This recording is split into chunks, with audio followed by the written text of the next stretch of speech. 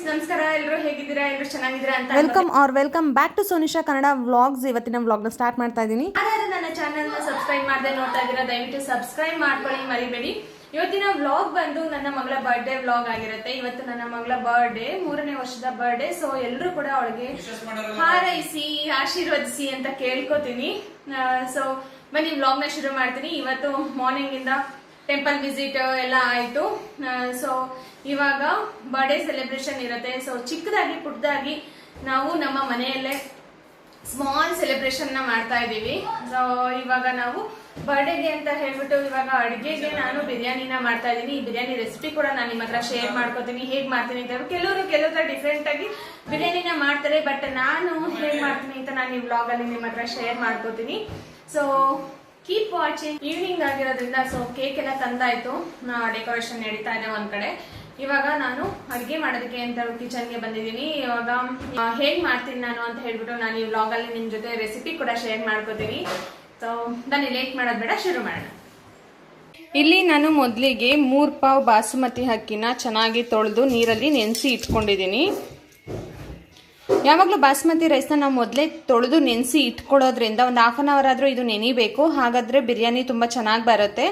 ಅದು ಅಕ್ಕಿ ಚೆನ್ನಾಗಿ ನೆಂದರೆ ಚೆನ್ನಾಗಿ ಅರಳುತ್ತೆ. ಸೊ ಅದಕ್ಕೋಸ್ಕರ ಯಾರಾದರೂ ಬಿರಿಯಾನಿ ಮಾಡಿ ಹೇಗಾದರೂ ಮಾಡಿ ಮೊದಲು ಬಾಸುಮತಿ ರೈಸ್ನ ತೊಳೆದು ನೆನೆಸಿ ಇಟ್ಕೋಬೇಕು, ಒಂದು ಅರ್ಧ ಗಂಟೆ. ಅದನ್ನು ಮರಿಬೇಡಿ.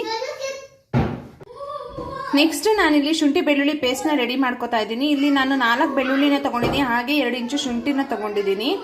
ಅದಕ್ಕೆ ಸ್ವಲ್ಪ ಅರಿಶಿನ ಪುಡಿನ ಹಾಕ್ಕೊಂಡು ಇವಾಗ ಗ್ರೈಂಡ್ ಮಾಡ್ಕೊಳ್ಳೋಣ. ಸ್ವಲ್ಪ ನೀರನ್ನ ಸೇರಿಸ್ಕೊಂಡು ಗ್ರೈಂಡ್ ಮಾಡ್ಕೊತಾ ಇದ್ದೀನಿ.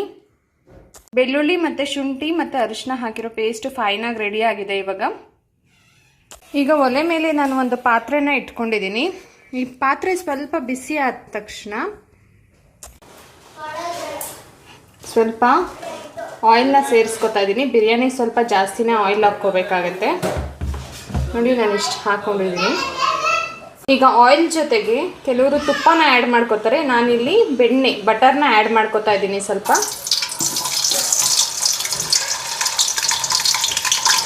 ನೀಟಾಗಿ ಮೆಲ್ಟ್ ಆಗುತ್ತೆ. ಪಲಾವ್ಗೆ ಏನೇನು ಸ್ಪೈಸಸ್ನ ಯೂಸ್ ಮಾಡ್ತೀವಿ ಆ ಸ್ಪೈಸಸ್ನ ತೊಗೊಂಡಿದ್ದೀನಿ. ಚಕ್ಕೆ, ಮರಾಠಿ ಮೊಗ್ಗು, ಲವಂಗ, ಏಲಕ್ಕಿ, ಹಾಗೆಯೇ ಪಲಾವ್ ಎಲೆ. ನೀವು ಕೂಡ ನೀವು ಯಾವುದನ್ನ ಯೂಸ್ ಮಾಡ್ತೀರಾ ಆ ಸ್ಪೈಸಸ್ನೆಲ್ಲ ಆ್ಯಡ್ ಮಾಡ್ಕೋಬೋದು. ಆಯಿಲಲ್ಲಿ ಬೆಣ್ಣೆ ನೀಟಾಗಿ ಮೆಲ್ಟ್ ಆಗಿದೆ. ಈಗ ಇದಕ್ಕೆ ಈ ಸ್ಪೈಸಸ್ನ ಸೇರಿಸ್ಕೊತಾ ಇದ್ದೀನಿ.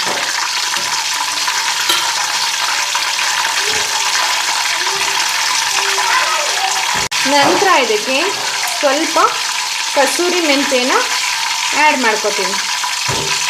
ಕಸೂರಿ ಮೆಂತ್ಯ ಹಾಕೋದ್ರಿಂದ ಫ್ಲೇವರ್ ತುಂಬಾ ಚೆನ್ನಾಗಿರುತ್ತೆ. ಚಿಕನ್, ಮಟನ್ ಎಲ್ಲದಕ್ಕೂ ಯೂಸ್ ಮಾಡ್ತಾರೆ. ಈಗ ಇದಕ್ಕೆ ನಾನು 4 ರಿಂದ 5 ಮೆಣಸಿನ್ಕಾಯಿನ ಆ್ಯಡ್ ಮಾಡ್ಕೋತೀನಿ. ನೆಕ್ಸ್ಟ್ ನಾನಿಲ್ಲಿ ಒಂದು 6 ಈರುಳ್ಳಿನ ಉದ್ದುದ್ವಾಗಿ ಕಟ್ ಮಾಡಿ ಇಟ್ಕೊಂಡಿದ್ದೀನಿ. ಸೊ ಇದನ್ನು ಇವಾಗ ನಾನು ಒಗ್ಗರಣೆಗೆ ಸೇರಿಸ್ಕೊತೀನಿ.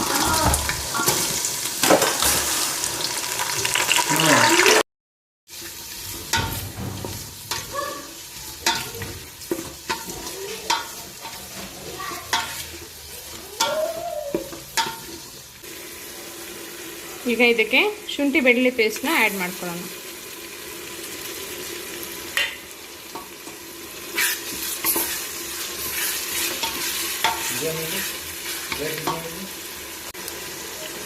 ನಾವು ಶುಂಠಿ ಬೆಳ್ಳುಳ್ಳಿ ಪೇಸ್ಟ್ನ ಮುಂಚೆ ಹಾಕಿದ್ರೆ ಅದು ತಳ ಹಿಡಿಯುತ್ತೆ. ಸೊ ಈರುಳ್ಳಿ ಹಾಕಿದ್ಮೇಲೆ ಹಾಕೋದು ಬೆಟರ್ ಆಪ್ಷನ್.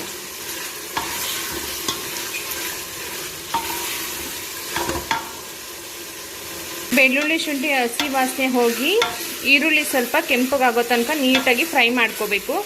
ಬಿರಿಯಾನಿಗೆ ಈರುಳ್ಳಿ ಇಂಪಾರ್ಟೆಂಟು. ನಾವು ಎಷ್ಟು ಸ್ವಲ್ಪ ಜಾಸ್ತಿ ಹಾಕಿದಷ್ಟು ನಮಗೆ ಬಿರಿಯಾನಿ ತುಂಬ ಟೇಸ್ಟಿಯಾಗಿ ಬರುತ್ತೆ.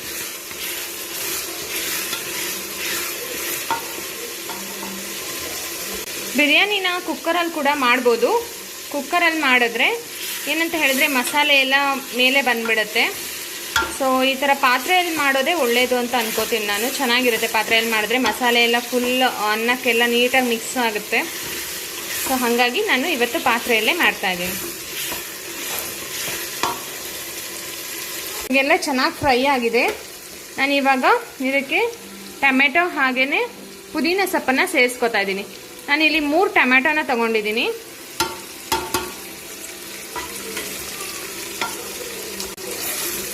ಇದನ್ನು ಕೂಡ ಸ್ವಲ್ಪ ನೀಟಾಗಿ ಫ್ರೈ ಮಾಡ್ಕೊಳ್ಳೋಣ.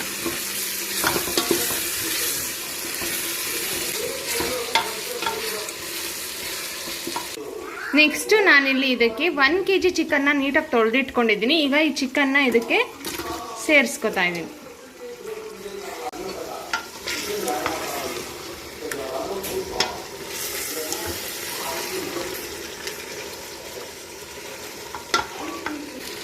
ಈಗ ಇದಕ್ಕೆ ಸ್ವಲ್ಪ ಉಪ್ಪನ್ನು ಕೂಡ ಸೇರಿಸ್ಕೊತಾ ಇದ್ದೀನಿ.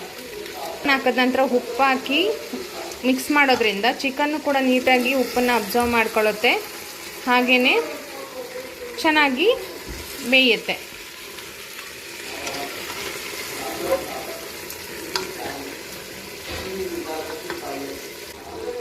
ಈಗ ನಾನು ಇದಕ್ಕೆ 1 ಸ್ಪೂನ್ ಚಿಲ್ಲಿ ಪೌಡರ್ನ ಸೇರಿಸ್ಕೊತಾ ಇದ್ದೀನಿ. ಮೆಣಸಿನ್ಕಾಯಿನ ಕೂಡ ಹಾಕೊಂಡಿದ್ವಿ ಅಲ್ವಾ, ಸೊ ಹಾಗಾಗಿ ನೋಡಿಕೊಂಡು ಖಾರನ ಸೇರಿಸ್ಕೊಳ್ಳಿ. ನೆಕ್ಸ್ಟ್ ನಾನಿಲ್ಲಿ ಇದಕ್ಕೆ 1 ಸ್ಪೂನ್ ಚಿಲ್ಲಿ ಪೌಡರ್ಗೆ 3 ಟೇಬಲ್ ಸ್ಪೂನ್ ಆಗೋಷ್ಟು ಧನಿಯಾ ಪೌಡರ್ನ ಸೇರಿಸ್ಕೊತಾ ಇದ್ದೀನಿ. ಹಾಗೆಯೇ ಸ್ವಲ್ಪ ಬಿರಿಯಾನಿ ಪೌಡರ್ನ ಕೂಡ ಸೇರಿಸ್ಕೊತೀನಿ.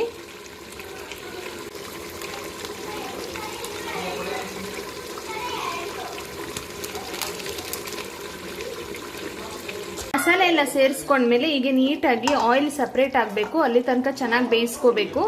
ನಂತರ ಇದಕ್ಕೆ ಅಳತೆಗೆ ತಕ್ಕಷ್ಟು ನೀರನ್ನು ನಾವು ಸೇರಿಸ್ಕೋಬೇಕು. ಅಲ್ಲಿ ನಾನು 3 ಲೋಟ ಅಕ್ಕಿಯನ್ನು ತಗೊಂಡಿದ್ದೀನಿ, ಹಾಗಾಗಿ 1:2 ಆಧಾರದ ಮೇಲೆ ಅಂದರೆ 1 ಲೋಟಕ್ಕೆ 2 ಲೋಟ ನೀರನ್ನು ಸೇರಿಸ್ಕೊತಾ ಇದ್ದೀನಿ. 3 ಲೋಟ ಅಕ್ಕಿ ತಗೊಂಡಿರೋದ್ರಿಂದ ನಾನಿಲ್ಲಿ 6 ಲೋಟ ನೀರನ್ನು ಆ್ಯಡ್ ಮಾಡ್ಕೋತೀನಿ. ನೋಡಿ, ಇವಾಗ ಚೆನ್ನಾಗಿ ಕುದೀತಾ ಇದೆ ಇದು. ಆವಾಗಲೇ ನಾನು ಸಾಲ್ಟನ್ನು ಹಾಕಿದ್ದೀನಿ. ಇವಾಗ ಸ್ವಲ್ಪ ಟೇಸ್ಟ್ ನೋಡಿಬಿಟ್ಟು ನಿಮಗೆ ಸಾಲ್ಟ್ ಕಡಿಮೆ ಆಗಿದೆ ಅನಿಸಿದ್ರೆ ಸ್ವಲ್ಪ ಸೇರಿಸ್ಕೊಳ್ಳಿ. ಯಾಕೆ ಅಂತ ಹೇಳಿದ್ರೆ ಸಾಲ್ಟ್ ಸ್ವಲ್ಪ ಕಡಿಮೆ ಆಗಿದೆ ಅಂತ ನನಗೆ ಅನ್ನಿಸ್ತು, ಹಾಗಾಗಿ ಇನ್ನೊಂದು ಸ್ವಲ್ಪ ಸಾಲ್ಟನ್ನು ಸೇರಿಸ್ಕೊತಾ ಇದ್ದೀನಿ. ನೋಡಿಕೊಂಡು ಸೇರಿಸ್ಕೊಳ್ಳಿ. ನೆಕ್ಸ್ಟ್ ನಾನು ಇದಕ್ಕೆ ನೆನೆಸಿಟ್ಟಿರೋ ಅಂಥ ಬಾಸ್ಮತಿ ರೈಸನ್ನು ಸೇರಿಸ್ಕೊತಾ ಇದ್ದೀನಿ.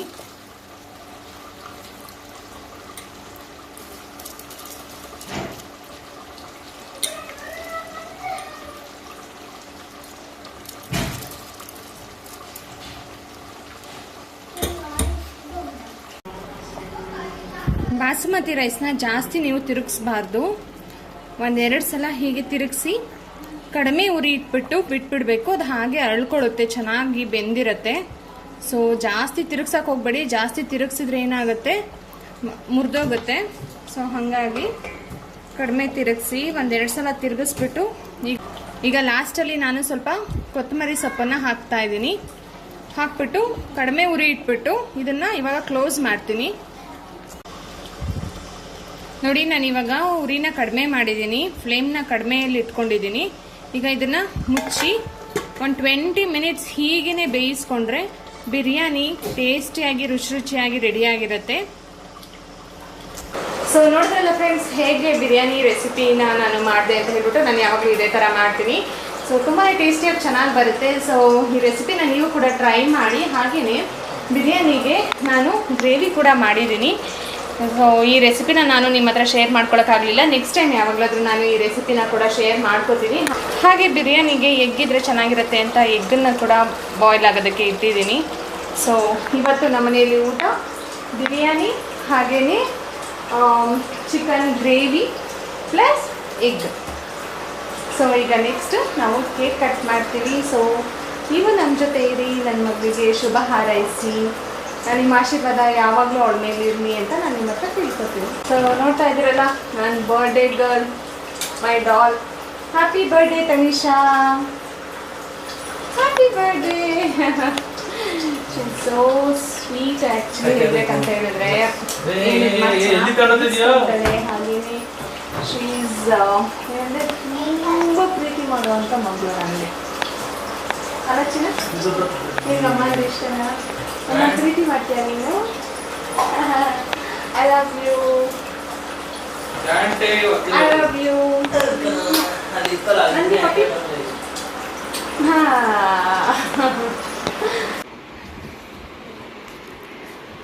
ಸೊ ಬರ್ಡೇಗೆ ಹೀಗೆ ಸಿಂಪಲ್ ಆಗಿ ನಾವು ಡೆಕೋರೇಟ್ನ ಮಾಡಿದ್ದೀವಿ. ಸ್ವಲ್ಪ ಬಲೂನ್ಸ್ನ ಹಾಕ್ಬಿಟ್ಟು.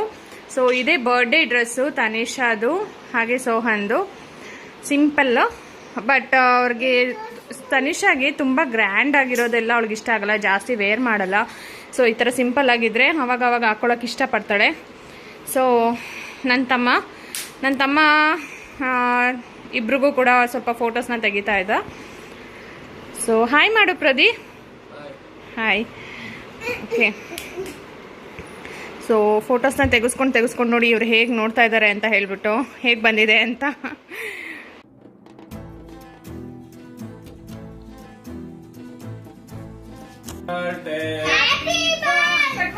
Happy birthday to you. Happy birthday to you. Happy birthday to you, dear Tanisha. Happy birthday to you.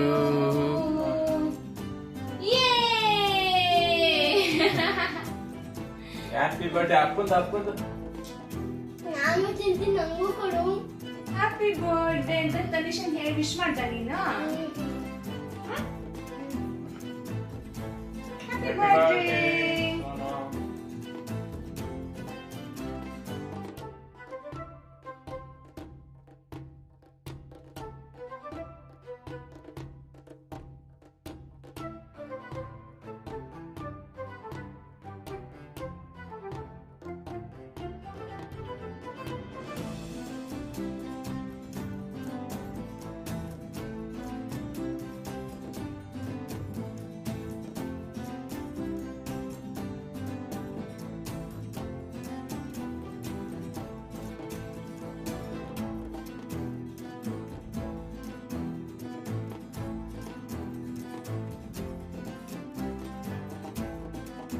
ನೀ ಹೆಂಗಿದೆ ಬಿರಿಯಾನಿ?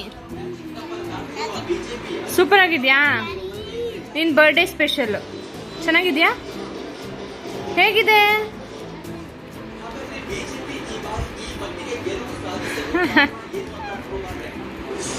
ನಿಮ್ಗೆ ಇಷ್ಟ ಆಯ್ತಾ? ಟೇಸ್ಟ್ ಚೆನ್ನಾಗಿದ್ಯಾ?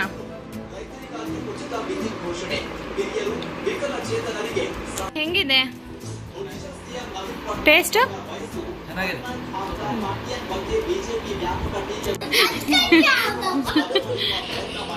ಸರಿಯಾಗಿ ಸೂಪರ್ ಆಗಿದೆ ಅಂತ.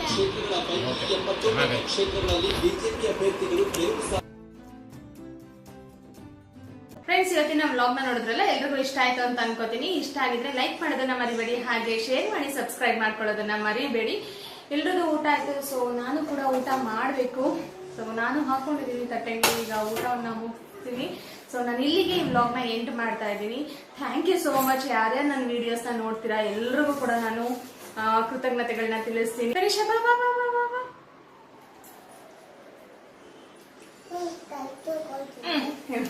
Thank you. Thank you. Bye friends.